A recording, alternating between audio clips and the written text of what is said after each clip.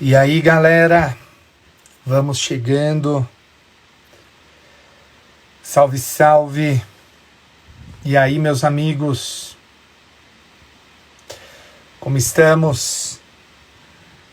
Já já começamos o nosso encontro de hoje. Fala, Diogo. Vamos conversar sobre blockchain, um tema super bacana, com uma especialista no tema. Barretão, forte abraço aí. Olha, ela já chegou aqui. Vamos chamar a Rê. Guardando aqui a Rê chegar. Cris, beijão. E aí, menina? Olá! E aí, Tudo como é que você bem? tá? Tudo bem? Como é que tá Quanto sendo essa tempo? quarentena? Nossa, pelo menos 120 dias, né? Quase. Caramba, Rê. Eu não lembro a última vez que eu te encontrei, meu. Não, foi ano passado. Foi ano Ano passado. passado, né? Foi ano passado. Nem na volta do recesso a gente chegou a se encontrar, porque eu mudei de prédio. Verdade, verdade. É, E você tá toda é. produzida, toda Ah, você chique. acha o que você acha que eu vou chegar aqui para sua live, no seu espaço? Não, não, me Imagina. arrumei, botei um batom, né? Ficava com um look um pouquinho menos selvagem, assim, menos pandêmico. Eu Não, vamos lá. tô todo molambo aqui, tô todo. Ah, até parece que essa sobrancelha até já cresceu, olha só. Cresceu, né, cara? Assim, tô feliz com isso. Bom, muito bom, muito bom, muito bom. Bom, E aí? gente, eu vou. Nossa, olha, você era vizinha da Orly? Tá vendo aqui o Não sei, comentário? A só. Renata era minha vizinha. Gente, mas ela não mora mais aqui? Onde é que ela mora agora? Ela mudou para Higienópolis. Eu Sim, desativei os sim, ele comentários. usa a minha vaga, exatamente. Ele usa a minha vaga. Eu sou a melhor vizinha, tá vendo? Não incomodo, deixa usar a vaga, entendeu? Bom, É gente, eu isso. desativei os comentários para não travar. Então vamos chegando. E assim, queria dizer que para mim é um motivo de muito orgulho estar aqui falando com Oh, a Rê. A Renata é um. Alguém escreveu aqui um comentário, disse a rainha do blockchain. E acho que é isso, né? Acho que é a melhor forma de te chamar. A Renata é minha colega juíza aqui em São Paulo. Nós fazemos parte do mesmo grupo de estudos de Direito Digital da Escola Paulista da Magistratura. A Renata é vice-chefe, vice... Como é que chama seu cargo lá, Rê? Que eu não sei. coordenadora adjunta, entendeu? Uma coisa... Coordenadora adjunta, né? Eu sou membro do núcleo, tá bom, melhor, membro do núcleo de Não, direito coordenadora digital. adjunta do núcleo. A Renata, ela não é o assistant to the manager, né? Ela é Exatamente, muito Danda melhor. Mifflin. Exato, ela é muito melhor do que isso. E, Rê, eu queria dizer que, porra, para mim é uma honra te receber aqui. E, Cara, enfim, pra mim, né? vamos Pra mim, pra Vamos mim. esclarecer, então, esse desconhecido que é o blockchain ou a blockchain. Então, Rê, é seu, meu. Bora, Dá o seu bora, show né? aí, explica Bora. pra gente. Bom, eu vou começar primeiro contando o que despertou minha curiosidade, né? Porque Antes, eu conta sei, só um pouquinho de você, fala um pouco da sua experiência profissional, da onde você vem, o que você fez no exterior já, que é legal o pessoal saber. Esclareça quem é Renata Baião. com relação. Nossa, quem é Renata? Parece uma coisa meio Gabi Gabriela, né? Tipo, quem é Exato, Renata exato. Baião? Bom, eu sempre gostei muito de tecnologia. Eu, antes de fazer concurso, eu advoguei por 8 anos. Primeiro lugar onde eu advoguei, eu fui correspondente de um escritório daqui, em Florianópolis, num provedor de internet. Então, eu estava sempre mergulhada na tecnologia. Sempre fui nerd, sempre gostei da cultura Você é nerd, de sempre Santa tive... Catarina. Eu sou de Floripa, isso. Tá, tá. Não sabia que você é de Floripa. A minha Você não luz está sabia? desligando Como que aqui. você não sabia que eu Não, sou de Floripa? eu achava que você Meu era do Deus, Rio Grande Madeira. do Sul. Não, Madeira, eu sou de Floripa. Eu sou de Floripa. E, enfim, eu sempre tive muito próxima de tecnologia e assim por diante. Ó, o encarregado. Peraí que ele quer mostra aparecer. para as Quer pessoas, aparecer. mostra. Aqui. Sou mãe de gato. Ei. Né? Tava dormindo. Olha a cara de sono, gente. Oi, Todico. E aí enfim, fui escrevente, fiz concurso para magistratura. E eu sempre fiquei muito curiosa para saber do tal do Bitcoin, mas assim, o início da carreira, até a gente se adaptar, até participar de todos os concursos de promoção, enfim, eu não tinha tido tempo para me dedicar a estudar. Até que um dia eu consegui realmente parar para entender o que era aquilo. Fiz curso de programação, enfim, para realmente ver como funcionava e não só acreditar que o blockchain funcionava daquela forma que se dizia que ele funcionava. E aí, enfim, comecei a buscar conhecimento, até que eu me deparei com o Carl Morin, que é o CEO do BRI aqui no Brasil. Depois eu fui ao Canadá. Aliás, aqui no Brasil eu já conheci o Don Tapscott, depois eu fui ao Canadá. Depois do Canadá, eu fui a Barcelona Blockchain Week, fui a Paris, falar sobre a regulação de... Deixa só te interromper um segundo. Nesses lugares você foi falar sobre blockchain? Você foi estudar? O que você foi? Exceto no Canadá. No Canadá eu fui fazer parte do evento global do BRI. Peraí. Sabe que gatos não admitem portas fechadas, né? Então... Sim. Boa. E aí, no Canadá eu não palestrei, mas nos outros lugares, sim. Né? Eu dei palestra na Barcelona Blockchain Week. Eu dei uma palestra e participei de um painel. Em Paris eu participei de um painel. Aqui no Brasil participei de vários eventos também. Sou professora sobre o assunto e a gente começa a estudar sobre os impactos jurídicos que uma nova tecnologia traz para a gente. E eu gosto sempre de fazer uma comparação nas minhas aulas, porque quando você pega a bibliografia e vai olhar a definição de blockchain, você não encontra uma definição muito uniforme, né? Você tem uma mistura de o que é com um jeito que funciona, com as consequências e os atributos, que é mais ou menos como era as pessoas tentando definir o que era internet. Que as pessoas não sabiam direito o que era e para que funcionava a internet.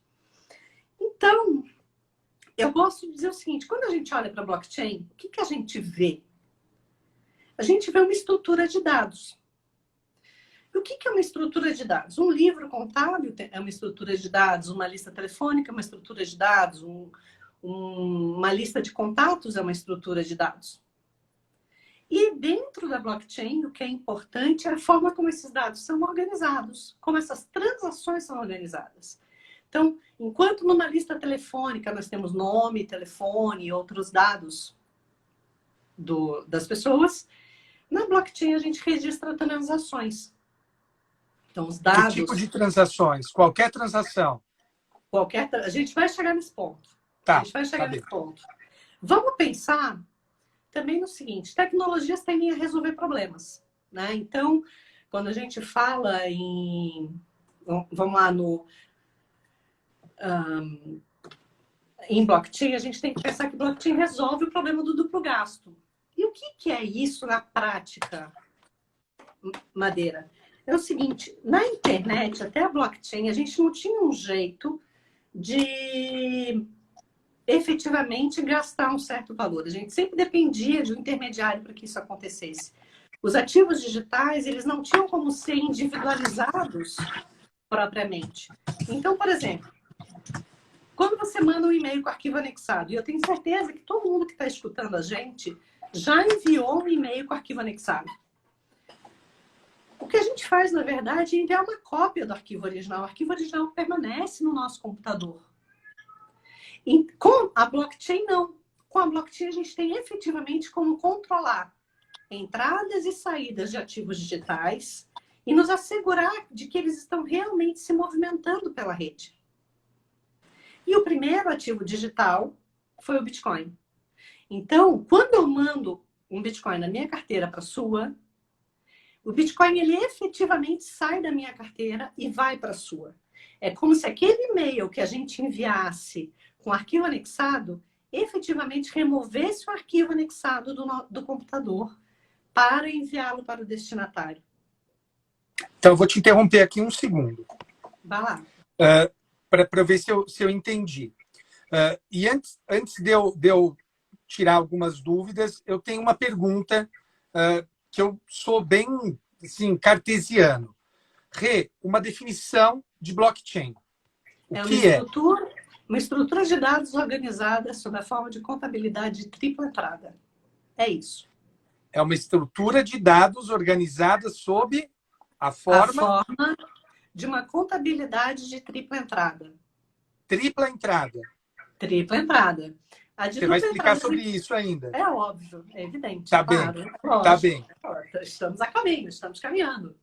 Segunda coisa, pelo que eu entendi, é uma revolução, porque faz uma mudança, aspas, física do dado. Enquanto no e-mail eu mando uma cópia para outra pessoa, e o e-mail original fica no meu provedor, com a blockchain vai o dado por completo para lá e sai de mim. Exatamente. Com a blockchain a gente tem a individualização desse ativo digital. E qual é a importância disso, Rê? Então vamos lá. Quando a gente pensa, primeiro, assim, para fins meramente acadêmicos, eu quero que você e as pessoas que estão nos assistindo respondam internamente o seguinte: alguém aqui já viu, já baixou ou conhece alguém que baixou MP3 sem efetuar o pagamento dos direitos autorais? Você deve ouvir falar, você deve ter ouvido falar de alguém que já fez isso.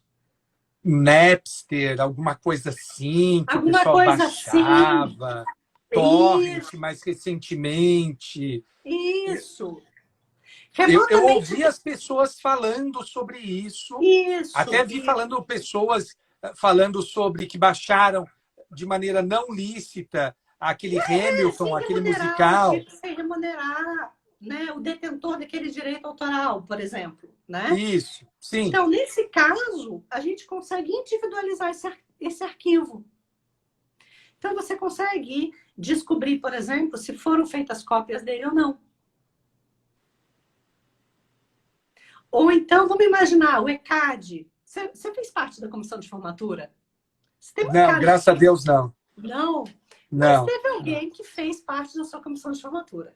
E essa pessoa ela teve que pagar o ECAD da sua festa de formatura, que são os direitos autorais das músicas que foram executadas na festa. Sim. Hoje em dia, a gente já tem soluções que, ao remunerar aquela música, aquele valor é automaticamente dividido entre o autor da música, os músicos, produtores, a fração de marketing, assim por diante, sem a necessidade de um órgão que faça essa intermediação e essa divisão. Tudo com a blockchain. Tudo com a blockchain. Essa é uma solução que já existe. Uau. Essa é uma solução que já existe. E para aguçar o nosso espectador, e no direito, onde teríamos aplicação? Só para aguçar.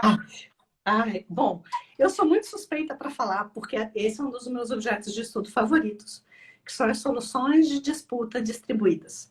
Então, por exemplo, você me explicou numa conversa uma vez. Exatamente, exatamente. Gente, prestem atenção nisso que ela vai falar agora, que é, assim, ela quer tirar o meu emprego e o emprego dela. Não, eu não quero tirar o emprego de ninguém. É isso. Não. Eu só acho sensacional. Conta isso para o nosso espectador. Isso que ela vai falar, gente, é super interessante. Eu confesso que eu ainda não tenho opinião formada. Desde aquele dia que a gente conversou, acho que a gente conversou no final do ano, daí eu viajei, fiz aquela viagem longa com a minha filha pela Europa, e tive algumas situações ali que eu falei, cara, aquilo que a Renata falou faria sentido para mim nesse contexto. Então, explica isso para a galera. Bom, uma das plataformas de solução de conflitos distribuída se chama Kleros. E uma das coisas que é super genial no Bitcoin e em plataformas distribuídas, e as plataformas distribuídas são alimentadas pela blockchain. Elas funcionam fomentadas pela blockchain. São os mecanismos de incentivo. Guarda isso, tá? Então, o que acontece muitas vezes, né? A gente encontra vários problemas em várias situações com grandes marketplaces, questões que às vezes não são de difícil solução, mas que acabam tomando um tempo enorme das pessoas, viram processos que acabam levando um tempo maior ainda para serem resolvidos e que às vezes nem justificam aquela situação. E o Kleros, ele se propõe a ser uma forma alternativa de solução de disputa de forma distribuída. E como é que ele vai funcionar? Vamos imaginar que você tem um Airbnb na blockchain. Tem que ser na blockchain. Tem que ter esse vínculo com a blockchain, ok? E você reserva um apartamento altamente instagramável, com uma vista maravilhosa, entendeu? Num país do leste europeu, com uma língua que você não fala. E aí você chega no apartamento, você efetuou o pagamento adiantado, esse pagamento fica retido na plataforma. Você chega no apartamento, não é nada daquilo que você imaginava. O que você faz? Você abre uma disputa na plataforma Kleros, instrui essa disputa. Olha, eu contratei um apartamento com a propaganda assim. Quando eu cheguei aqui, foi isso que eu encontrei. Disputa seria como se fosse um processo. Como se fosse um processo, mas chama disputa. Chama disputa? Não, só para deixar claro. É como se fosse um processo. A plataforma de aluguel de imóveis vai informar, olha, o que eu ofereci foi isso aqui. Nós temos um processinho formado com contraditório. O dinheiro do aluguel está preso na plataforma. Como é que esse processinho vai ser resolvido? Ele vai ser distribuído para um número ímpar de jurados, tá? Sorteados, que não sabem quem são, no mundo inteiro. E como é que se torna um jurado do Kleros? Você compra um token chamado Pination. E você se inscreve para ser sorteado para apreciar causas de determinado assunto. Então, eu gosto de contrato marítimo. Você se inscreve para apreciar causas de contrato marítimo. Eu gosto de causas de direito do consumidor. Você vai apreciar causas de direito do consumidor. Você vai se inscrever para julgar essas causas. Você não sabe qual é o teor da causa, você não sabe qual vai ser o problema que vai chegar para você, mas a solução vai ser A tem razão ou B tem razão. Essa decisão vai ser tomada por maioria. Os outros jurados não se conhecem. Então, o objetivo é que os jurados deem a melhor decisão, utilizando a teoria dos jogos e o Schelling Point como um dos critérios. Então, o incentivo é que os jurados deem a melhor decisão. Aqueles que derem a melhor decisão ganham, além de manter de volta, o PNEI, que eles usaram para se inscrever, para serem sorteados para apreciar causas, eles vão ganhar os Pinekions dos jurados que julgaram com a minoria. E aí, dada a decisão, o dinheiro que está retido na plataforma vai para quem tem razão. Decisão irrecorrível. Não, pode ser recorrível. E se ela for recorrível, ela tem no mínimo, se eu não me engano, é o mínimo o dobro dos jurados mais um. Para que seja sempre ímpar. Ímpar, sim. Agora, uma coisa que eu não consegui entender, e não fica claro para mim, Rê, qual é a relação disso com a blockchain? Vamos lá. Primeira coisa, a gente tem que pensar o seguinte. A blockchain é essa estrutura de dados. Então, quando a gente pensa em transação, pensa que quando o jurado, para se inscrever, para ser sorteado, para apreciar um caso, ele fez uma transação. Ele transferiu um Pination da conta dele para a carteira para ele ser sorteado. Isso é uma transação. Alugar um apartamento é outra transação. O valor daquele aluguel fica retido na plataforma. Quando recebe o processo e se dá a decisão, você tem outra transação. O que acontece é que nós estamos muito acostumados a vincular transação com valor monetário, com dinheiro. Mas a gente tem que pensar que qualquer valor pode ser objeto de uma transação. E a blockchain garante a integridade dessa transação. Exatamente, que é validada pela rede. Entendi. Que interessante. Todo mundo consegue acompanhar. Porque, lembra, é uma estrutura de dados organizada sob a forma de tripla entrada. Então, eu tenho a cada entrada corresponde uma saída. Então, aqui nós temos a contabilidade de dupla entrada normal. E a terceira entrada é a validação da rede. Porque todos que fazem parte da rede têm cópia de todas as transações. Muito interessante. É. E essa plataforma, ela tem sido aplicada hoje? Como é que está isso? Ela está crescendo bastante, tá? O objetivo do desenvolvedor do Kleros, que se chama Frederico Ast, é brasileiro? Não. Ele é argentino. Ah. Argentino.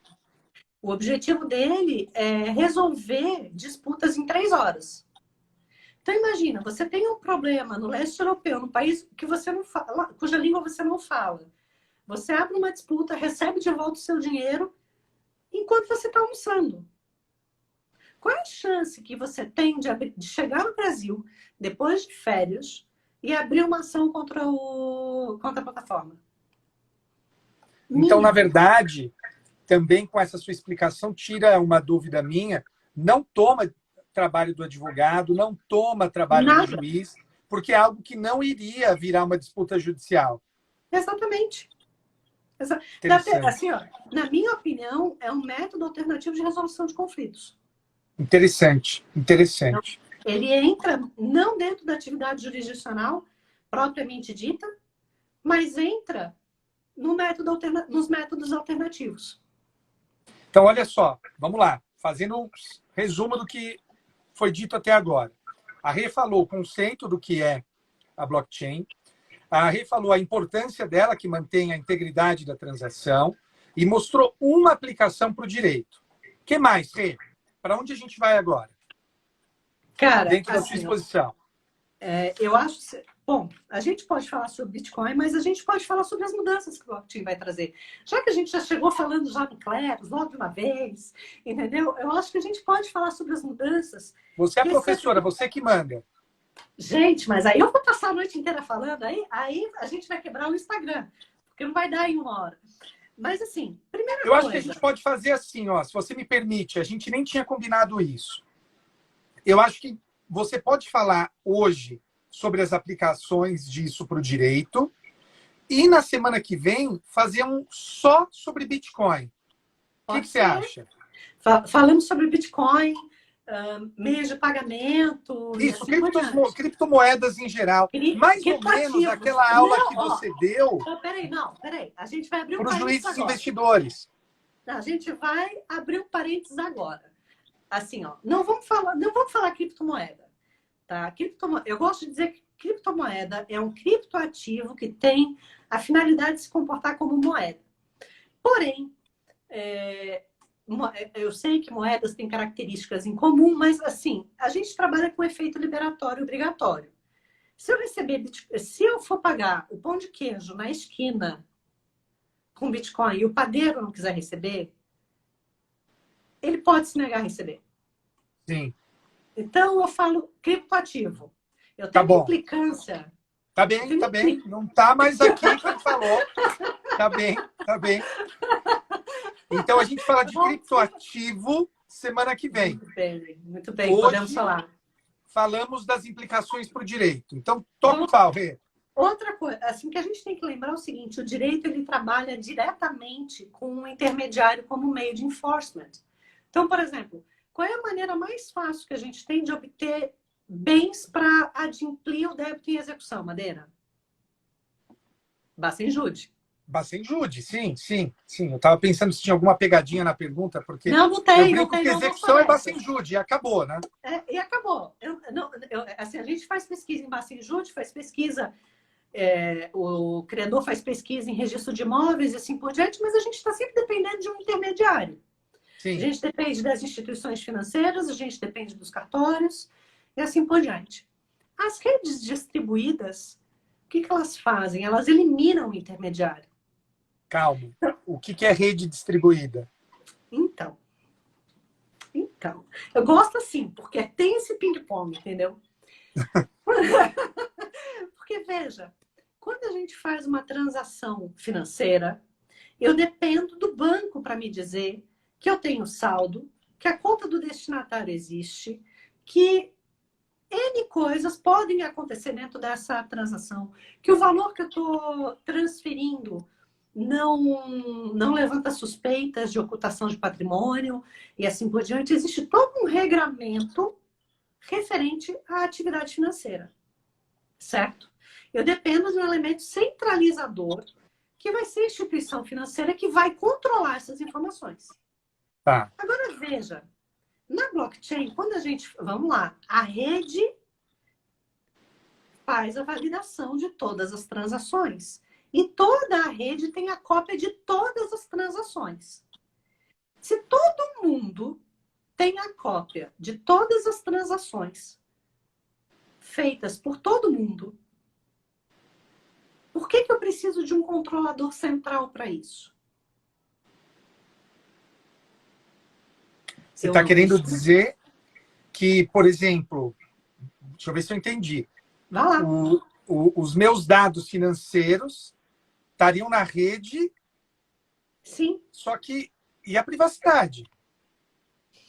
Então vamos ao Bitcoin. Rapidamente. O Bitcoin, ele é uma forma de pagamento eletrônica ponto a ponto. Lembra do exemplo inicial do e-mail saindo da sua conta, indo para a conta de outra pessoa e aquele arquivo anexado efetivamente saindo do seu computador? Uhum. Então imagina que você tem um endereço, como se fosse uma caixa postal, onde você tem os seus recursos financeiros. Aquele endereço é seu, ninguém sabe que é seu, e você somente vai se identificar na hora que você tirar aqueles recursos e enviar para outro lugar. Tá. E você só vai se identificar se você quiser. Mas a rede inteira vai saber que naquele endereço tem um determinado saldo de moeda. Tá. Mas, veja, eu me imagino falando, por exemplo, aqui com a dona Inês, né? Dona Inês é minha sogra, eu moro com ela, e ela sabe que o dinheiro está lá no banco, ela vai lá, saca, pega o dinheiro, e assim, não tem como sumir com esse dinheiro. Está lá no banco. Agora, eu vou deixar isso na rede, é isso? Vou deixar meus dados na rede? Os teus dados já estão na rede, tá? Assim, já avisa para a dona Inês que os dados dela estão na rede. Primeira coisa. Né? Aliás, dona Inês, um beijo, dona Inês. Né? Primeira coisa. A centralização das informações no banco não são uma vantagem de um lado, mas não representa uma vantagem de outro, porque a gente trabalha com reserva fracionária, economicamente falando. Ou seja, a gente não tem lastro para todo o dinheiro que está no banco. Sim, sim. Se todo mundo for sacar o dinheiro, não tem dinheiro para todo mundo. E digo, se todo mundo for sacar o dinheiro que tem na poupança, não precisa nem ser todo o dinheiro. Não vai ter dinheiro para todo mundo. Ok? Eita, minha luz apagou. Mas dá para me enxergar? Ah, não, a gente vai ligar essa luz. Peraí. É o mesmo problema que eu estava no começo. Eu tive que mudar aqui a configuração. Vendo? A configuração, tá. Agora vamos diminuir, que está um pouco forte. Vamos botar um pouquinho de calor, melhor. Então, tá. Peraí, eu estava falando sobre a lastro. Sacar o dinheiro. Sobre o lastro. Então, assim, primeira coisa. Primeira pergunta que as pessoas costumam fazer quando a gente começa a tratar sobre Bitcoin. Ah, porque se eu for no banco, eu recebo o meu dinheiro. Recebe dinheiro, mas não vai conseguir tirar todo o dinheiro. Faz o seguinte, tenta fazer um saque ou tenta fazer uma transferência de um valor que supere aquele que é autorizado pela instituição financeira, vai bloquear a transferência. Com o Bitcoin isso não acontece. Se você quiser transferir uma quantidade maciça de valores pela rede, você consegue, com baixíssimos custos. E aí eu gosto até de falar sobre a importância do Bitcoin nesse ponto, que é com relação às remessas de valores internacionais, especialmente para as famílias de imigrantes. As pessoas não sabem, mas o maior volume de dinheiro internacionalmente transacionado é o valor, é justamente essa quantia de dinheiro enviada de imigrantes para as suas famílias de origem. Só que, até eu não sei se o pessoal viu, acho que umas 3 semanas atrás, a Luísa Mel recebeu uma doação de 50 euros pelo Itaú e ela ficou devedora de R$16. Ela recebeu uma doação de valor inferior ao valor das taxas que são cobradas. Eu vi. Imagina isso num cenário maior, né, de pessoas que precisam dessa inclusão financeira, que não têm bancos nas cidades onde moram e, ainda que tivessem, provavelmente não receberiam crédito para terem suas contas abertas. E se tivessem, teriam grande parte desses recursos comidos por tarifas bancárias. Então, nesse ponto, a gente consegue perceber o porquê. Essas transações eletrônicas que são feitas pela rede, elas acabam sendo feitas de forma muito mais rápida. Por quê? Até as transações financeiras são eletrônicas também. Então, hoje em dia, quando a gente fala sobre a rede Bitcoin e a gente vai comparar com o sistema financeiro, a gente percebe que o sistema financeiro ele vem com várias camadas de intermediação. A gente sabe que informação tem um custo elevado. A gente sabe que esse custo ele é replicado na forma de remuneração da instituição financeira. Porém, muitas vezes esse custo ele é repassado e acaba sendo absorvido em transações de menor valor, por exemplo. Está todo trabalhado no álcool gel, né? Ah, sim. Você não viciou em álcool gel e ficar passando álcool gel? Não, eu tenho rinite, rapaz. Eu espirro por horas a fio depois que passo álcool gel. Com álcool? Sério? Bom, mas depois a gente conversa do álcool em gel. Eu fico ouvindo você falar, e assim, eu não me considero um cara ignorante, um cara conservador. Eu abraço a tecnologia, eu gosto da tecnologia, Sim, mas sim. eu fico super incomodado, cara, com isso que você está falando, porque, de um lado, você está me dizendo o seguinte, Madeira, isso é bom, porque elimina intermediários, barateia o custo das coisas e, portanto, reduz a fricção de informação. Você pode ampliar o acesso a isso. Sim. O que você não está me contando? O que você está me escondendo de aspectos negativos?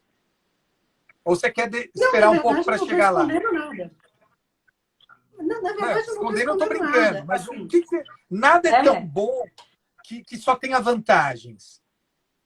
Quais são as desvantagens? Porque, por exemplo, ouvindo você falar... Desvantagens. Nós estamos no começo da tecnologia. Só para eu encerrar, e daí você fala. Ouvindo você falar, eu fiquei pensando o seguinte, bom, isso pode gerar um impacto tremendo nos bancos e pode gerar, por consequência, desemprego. Porque aquele cara que trabalha no banco vai perder o emprego dele. Estou pensando em lavagem de dinheiro. Eu vou ter que falar sobre a crise de 2008, assim. Estou pensando em lavagem de dinheiro também. Que isso pode estimular a lavagem de dinheiro. A tarifação, a tributação por parte do Estado. E não sou daqueles que diz que imposto é roubo, pelo amor de Deus. O imposto ele é importante. Então, eu acho que... Então, essas são as minhas inquietações iniciais. Tá. Então, vamos lá. Você mencionou, quer dizer, na verdade, eu anotei a resposta, né? Sobre a questão da inclusão financeira. e o desemprego e assim por diante. Eu vou contar uma E eu história falei do banco, mas pode ampliar e do isso para banco. tudo, né? Bom, primeira coisa. Você falou quebrar economias. E aí eu anotei o Libra aqui, Facebook Libra, que não se chama mais Libra, já se chama Nove. É aquela E moeda do Facebook, né? a moeda do Facebook. Que Exatamente. não virou, né? Eu não estaria tão segura disso, né? Mark Zuckerberg, ele é muito eficiente. Ele está chegando com o WhatsApp Pay, quer dizer, está chegando entre aspas, né? Porque o Banco Central Jesus, eu vi isso. deu uma corta. Mas Os assim, golpes vão... mas o WhatsApp Pay não é nada novo.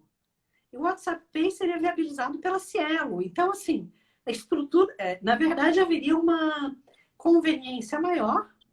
Nada novo no mundo. Tem o WeChat, em Portugal já tem. Em vários lugares a gente tem aplicativos dessa natureza, então não seria nada novo. O Facebook Libra já era uma coisa mais complicada. Por quê? O Facebook Libra se propunha a ser uma cesta de moedas, com a Libra, dólar, iene, mais alguma que eu não me lembro agora, para fazer transação entre os associados do Calibra. E aí o Mark Zuckerberg ele veio com todo um discurso de inclusão financeira e assim por diante. E aí você vai ver os associados do Calibra, você não vê ninguém na África, você não vê ninguém na Índia, você não vê ninguém em lugares onde realmente há necessidade de fazer inclusão financeira. E aí você olha para aqueles associados e você pensa, ok, o que o Facebook tem? O Facebook tem 2,5 bilhões de usuários.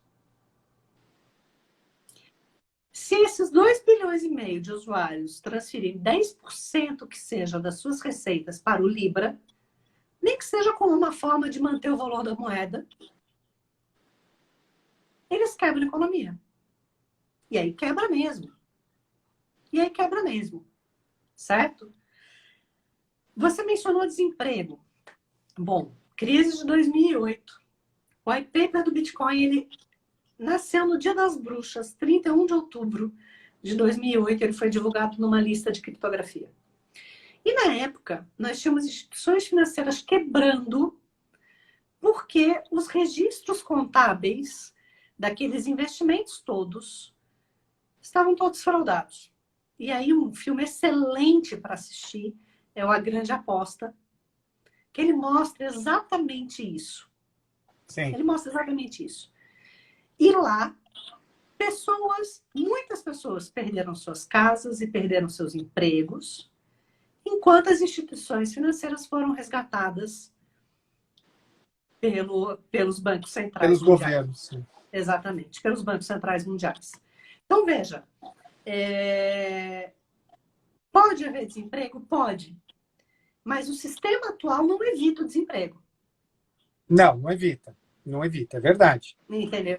Então, assim, vem como uma concorrência, vem. Mas a tecnologia, e nesse ponto, eu gosto de trazer a citação do Yuval, ela não é democrática, né, Madeira? A tecnologia ela não é democrática, infelizmente Não. ela evolui a despeito da nossa vontade. Sim. E ela Basta ver a pandemia, né? Os processos digitais, ver. as audiências. Exatamente. Assim, as pessoas que estavam apostando que a grande evolução digital ia acontecer espontaneamente não contavam com o Covid chegando. As pessoas Sim. foram forçadas a modificar suas operações físicas para operações digitais em um curtíssimo espaço de tempo. Isso mesmo. Tem gente que até hoje não fez isso. Tem uma coisa que você me contou, Rê, eu não sei se eu estou confundindo, que blockchain poderia ser utilizado como forma de registro civil das pessoas. Foi você que me falou disso, não foi? E daí você falou do problema da África. Fala um pouco para as pessoas sobre isso, que eu acho que é interessante também.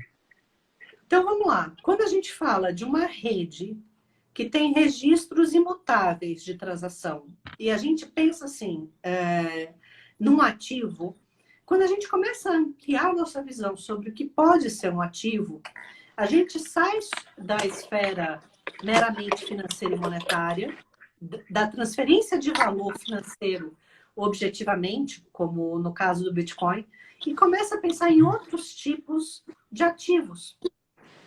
Então, o voto ele pode ser um valor, a identidade pode ser um valor.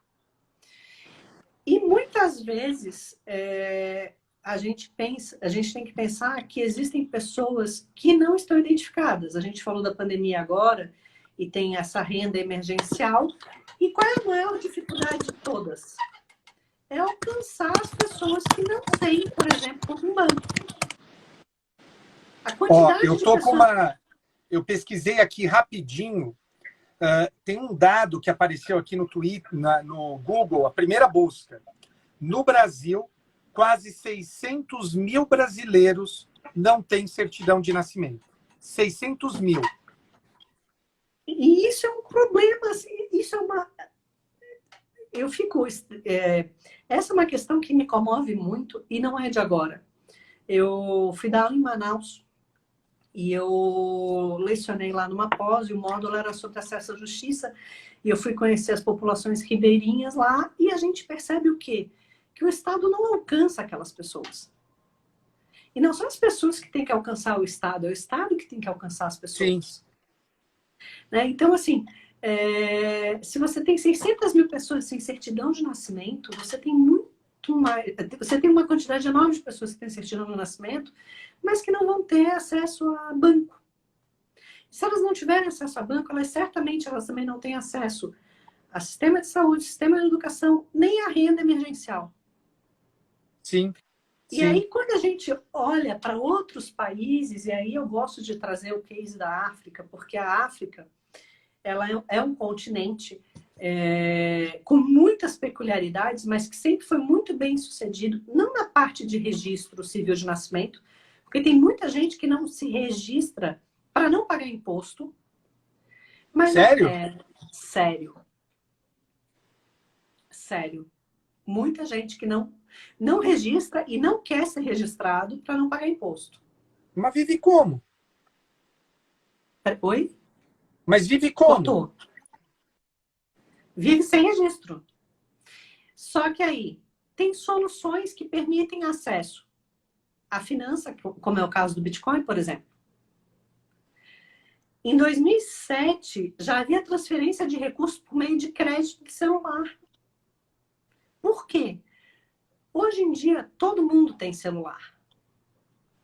Uma quantidade enorme, talvez, dessas pessoas que não têm certidão de nascimento e que talvez sejam analfabetas, conseguem se comunicar por mensagem de voz no WhatsApp. Aliás, nada é tão eficiente quanto a questão da mensagem de voz para o WhatsApp para um analfabeto. Porque você vê a foto do contato, ele vê a foto do contato e ele consegue se comunicar. Não são todos os aplicativos que têm esses recursos de acessibilidade. Boa, então, não tinha pensado nisso.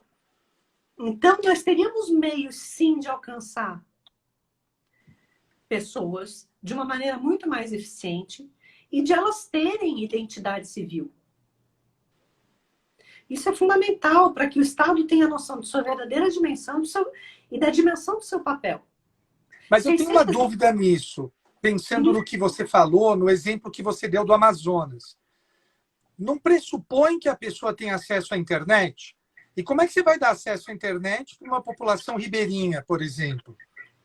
Como é que seria isso? Em 2006, meu celular pegava. Aonde eu estava. Em 2008, aliás. Em 2008, meu celular pegava onde eu estava. Tá. Primeira coisa.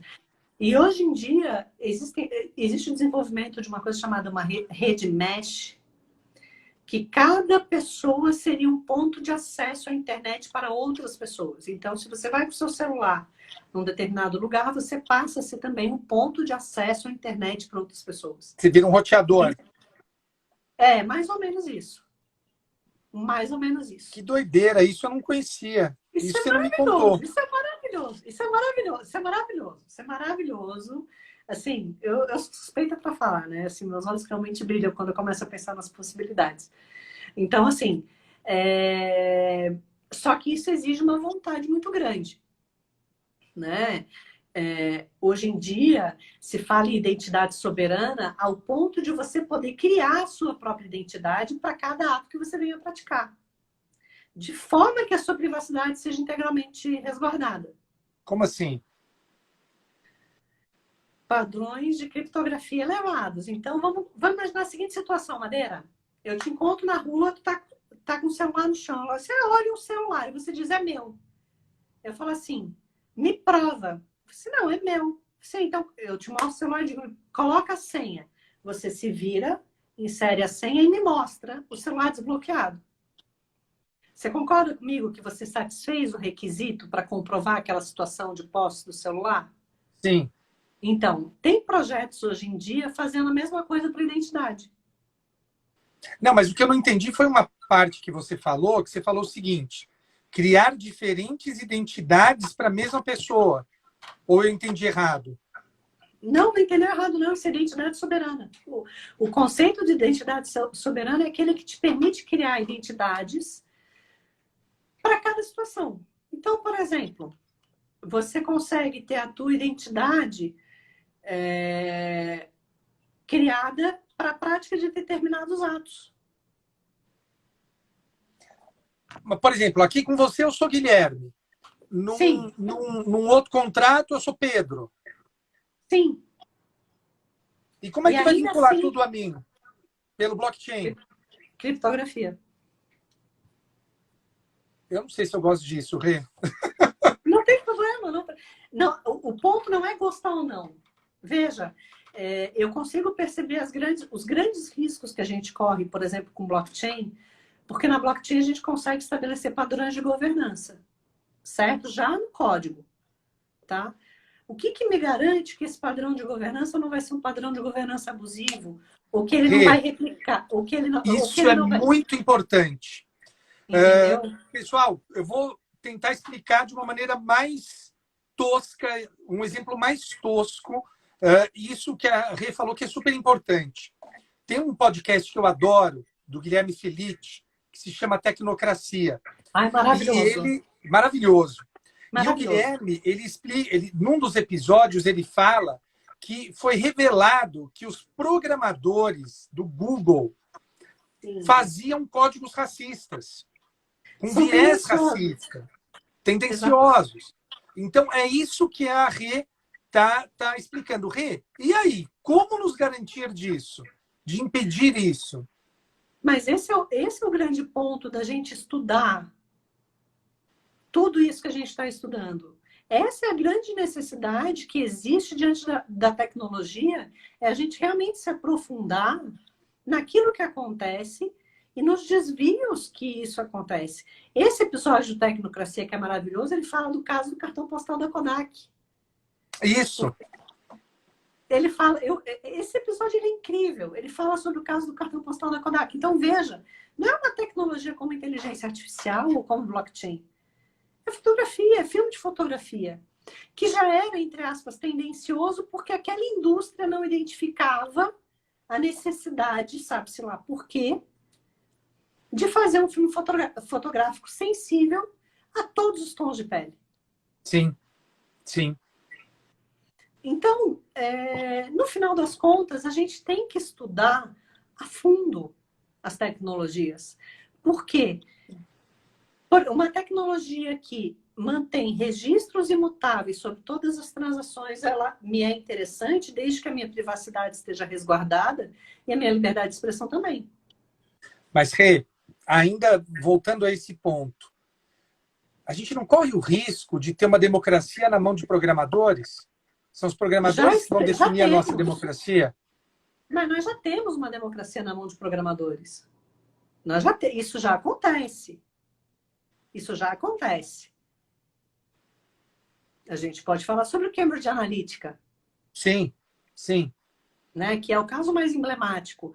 Só que nós somos expostos a uma quantidade de notícias e de conteúdo que interferem na nossa, até na nossa estabilidade emocional, que são fruto de programação.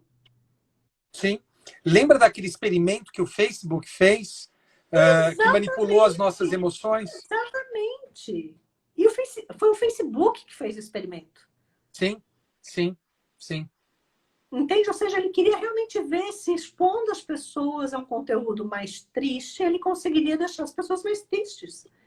E a Cara, conclusão aquilo é que foi um ele chegou foi que absurdo, sim, foi assustador e as foi pessoas não assustador. conhecem esse episódio. Foi Poucas pessoas assustador. sabem disso. E a gente chegou a conhecer, Mark Zuckerberg prometeu que nunca mais ia fazer, mas e aí? Quem garante? Você entendeu? Então, é por isso que a gente tem que estudar. É Sim. por isso que a gente tem que se aprofundar. Entende? Então, assim, claro, mas Rê, não vai ter lavagem de dinheiro com Bitcoin? Vai. Mas aí A o Bitcoin privado... pode estimular a lavagem de dinheiro ou tornar mais difícil o combate ou não?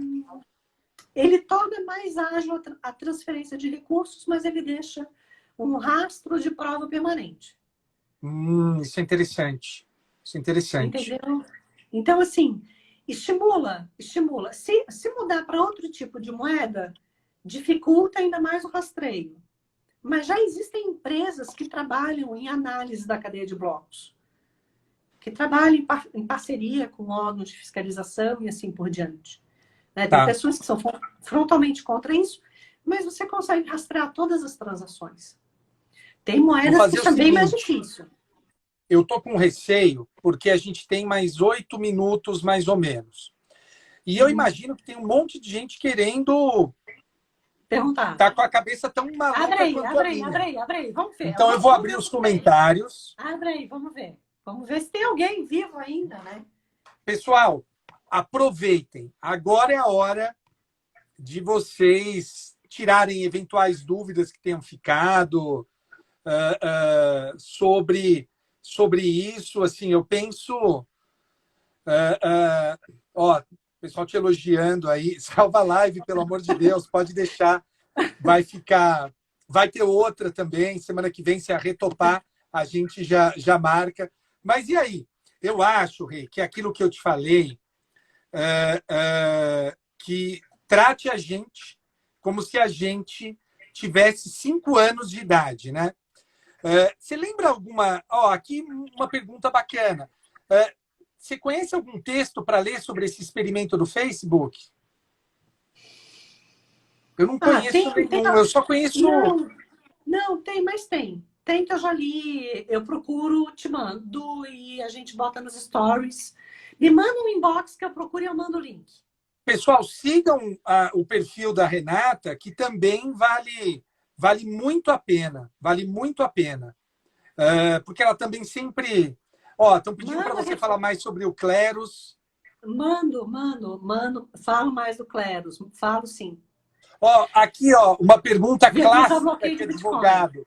Como viabilizar um bloqueio de Bitcoin num processo executivo? Mas, você não vai responder essa hoje, porque semana que vem vai ser só sobre criptoativos, tá bem? Tem um artigo meu de 98 com link na minha bio. Né? Se você precisar, assim, tá lá na minha bio, dá lá uma olhada. Nelson, tem um artigo sobre isso na minha bio, nos cadernos jurídicos da EPM. Eu escrevi sobre isso também. Naquele livro que a gente escreveu junto, né? Aquele livro que a gente escreveu junto, exatamente. Verdade. Rê, o pessoal tá querendo saber mais sobre esse Cleros. Tem no Brasil? Ele tem no mundo inteiro, uma rede distribuída. E como é que a pessoa faz para ter acesso ao Cleros? Bom, ele precisa comprar o Pinacle, né? Mas onde ele compra? Entra no no site aplicativo, é uma página? Tem que entrar no site do Cleros e ver quando eles fazem a oferta. São períodos de abertura, é isso? É cleros.com? Cleros.io. Escreve aí nos comentários para o pessoal ver. Deixa eu ver se eu consigo aqui, peraí. Cleros. Viu o autocorretor? Vamos lá. Ai, gente, desculpa a minha lerdeza. .io. Aqui. E aí aqui vocês conseguem ver todos os documentos do Cleros.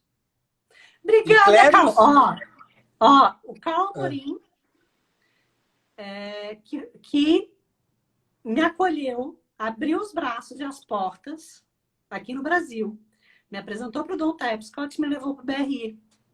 Olha só, que bacana! Que bacana! Esse cara, eu vou te falar, ele tem uma aula sobre organizações autônomas distribuídas. Joguei informação e saí correndo, assim. Né? Assim. Olha, outra pessoa boa para vocês seguirem, então, aí também, o Cal Amorim. Muito bacana, muito bacana. Você sabe que eu falo, Rê, que eu não sou bom, mas eu conheço gente boa pra cacete. Essa cara, é a minha melhor qualidade. Meus amigos são muito bons. Cara, eu gosto muito disso. Parou. E o Cal tá rindo, mas ele também faz a melhor costelinha de porco que você já comeu na vida. Opa! Melhor. Aguardo convites. Pós-pandemia. Pós-pandemia. Pós-pandemia. Rê, eu acho melhor a gente encerrar, então, porque, olha, temos mais 2 ou 3 minutos aqui. Então, na semana que vem, a gente depois conversa por WhatsApp para ver a agenda. Para ver o dia, isso. Criptoativos e não criptomoedas. Ai, gente, então... que orgulhar, aquele orgulho que dá na pessoa. Olha que coisa...